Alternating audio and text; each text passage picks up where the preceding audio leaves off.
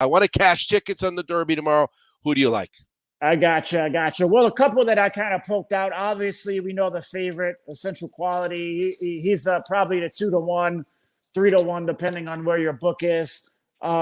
Just doing some quick research on him. He's 5-0. I believe he won his last 5 races, finished first in all of them. So, obviously he's a favorite there for a reason. Son of Tappet. So he's got a good bloodline working there as well. At 2-1, I'm personally like, if you're just playing one ticket to win, I'm not going to bet him at 2-1. I might mix him up, in a couple exotics with a trifecta or a superfecta, but I'm not going to put him in any straight bet to win. One of the horses that I do like is going to be Known Agenda. He's coming in at the 1, so he's going to be on the rail there. So we're going to have to see how he starts off quick to kind of hold that position. Pletcher Ortiz, that will be the trainer jockey combination. So I kind of like that one. We'll see how he does. He's at 6-1 as of right now, I do believe. So we'll see what the morning line adjusts to that. And then a couple other that I'm going to mix in just because I like their name and I kind of like their position would be Midnight Bourbon, Hot Rod Charlie, and then Soup and Sandwich would probably be some that I'm going to mix in, with some trifectas and some superfectas. And as always, I'm going to throw in a couple of the long shots just to throw them in there because you never know. So take a shot with those 30, 40. There's a lot of 50-1s that I'm seeing on the board. It's a big field. So you might as well take a shot and throw some of those in there. For a couple bucks, like you said, it's worth it. Yeah, well, just so you know, I usually in the past, I had an epiphany, okay? In the past, I would never have win bets on Derby Day. And then I started getting beat by these bombs that I didn't have in the middle spot. Then I'd go back west and I'd look at the racing form again, and I still wouldn't bet it, even if I knew the results. That's how bad it looked on paper.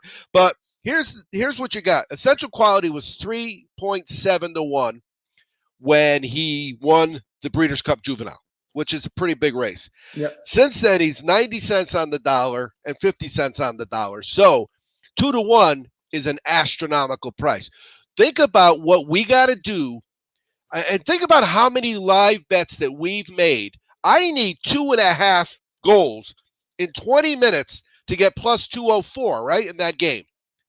But with that horse, you can get $6 for $2. So don't be afraid to take that and throw it on there just to have a little bit, because if you're just betting the exotics and you don't catch that second horse, I've had first, third, fourth, and fifth on a ticket. You look at that ticket a lot longer than you would before you throw it in the machine to say it's a loser, Wes, because you know how close you were. You're just looking. The horse came out of nowhere. So I wouldn't hesitate doing that. But I like all your horses, and I'll tell you right now, except for we talked about the Soup and Sandwich people, didn't we? Was it at this show where we talked about the Campbell's people? No, we didn't. No. All right, so one of the shows I was on, somebody was talking about the Campbell Soup people, or the heir of the Campbell Soup own that, and all their horses have soup in their name or something. I don't have that horse, but everybody else you mentioned is definitely a player. Let's talk to Wes. Wes, I got a memory for Derby. What is yours? I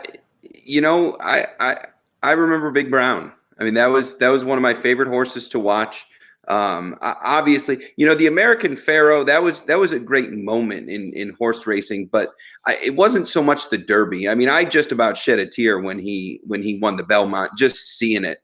But Big Brown, that was a horse that was just really dominant, and seeing him in the Derby, and that was, I remember where I was. I lived in Carolina at the time, and didn't really have didn't really know anybody. I was new to the city, and I just really looked forward to that race, and I loved watching that horse. And you talk about one of the best horses that just didn't close the deal. That